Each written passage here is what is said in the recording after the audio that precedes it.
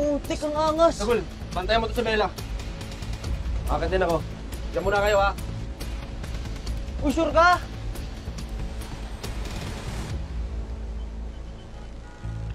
Di kaya. Ikaw na, Tagul, ako nagbabantay kay Bella. Ako lookout dito. Ikaw na dun. Lusa mo. Taas, Bella. Oh, ingat, Tagul, ha? Aya! Lookout muna tayo dito, Bella, ha? Akala ko nga, atras si Mayor Sikat eh. Kumukontra kasi yung kapatid niya. That woman is a pain in the neck. Ano nangyari? Ayos na. Pinanindigan na niya yung desisyon niya.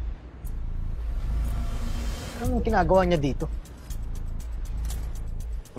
Kahit magbago yung decision niya o hindi, it doesn't matter anymore. Dad is already appointed as anti-crime czar. Bobo na lang siya pag hindi niya mapapakinabangan ang pinirmahan niya. Sige. Harvest ko na yung organs. Patawagan na lang kita, ha? Sige, sige.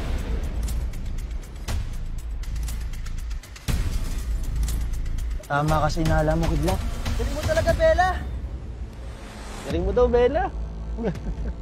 Pero hindi pa rin natin alam kung anong ginagawa niya dito. Ano? Positive. Andito si Dr. K. Nene, kapag nakababa ka dito, you have to run as fast as you can. Kahit ano pa ang marinig mo, huwag kang titigil. What's important is that you're safe, Nene. I need you to be brave, okay?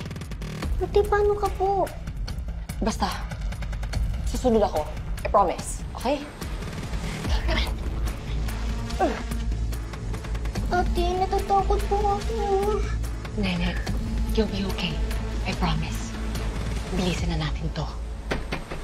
Ano ba? Tapos na ba kayo? Tagal niyo naman. Di pa po.